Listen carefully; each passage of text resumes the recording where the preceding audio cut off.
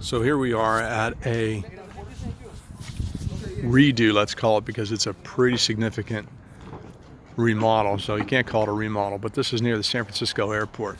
And in this case, before they found out about HydroBlox, they started with the trenching to do traditional French drain.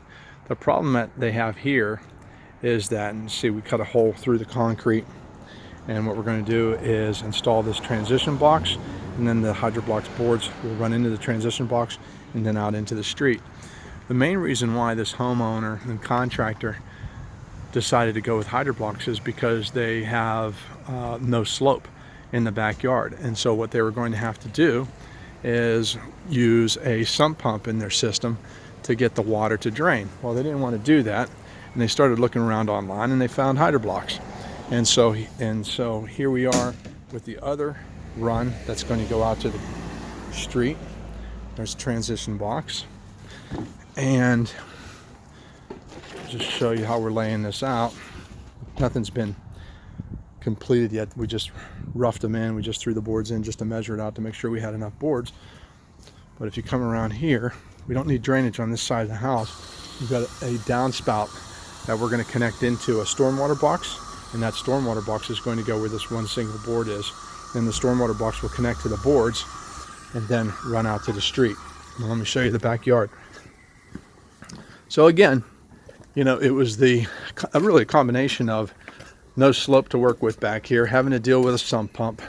Nobody wants a sump pump. It's just one more thing to have to deal with and one more thing to break. And also, you know, we're talking about a dump truck of gravel, wheelbarrow after wheelbarrow after wheelbarrow, and on that side of the house you can't get back there with a wheelbarrow. So you'd probably be bringing the wheelbarrow back to around here somewhere, and as you can see, this is filled up with debris until they get the job done.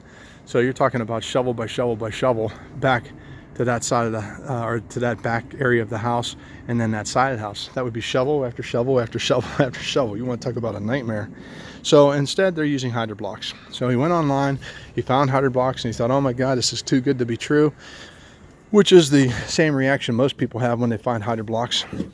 And so this is all going to be concrete, and so those boards actually won't go in there, but this will just be a big concrete patio. So he'll have the HydroBlox coming off the back of the patio, and there is, you can see where one downspout is going to go. So we'll have another stormwater box here, and then there will be another stormwater box off the back of the house there. This house is going to have a total of 6 stormwater boxes to handle the water that cannot be taken off property.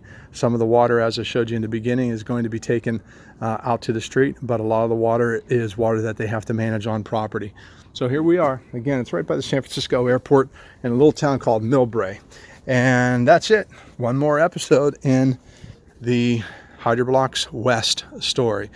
For more information, go to hydrobloxwest.com. Again, HydroBlox with an X, West, all one word, .com.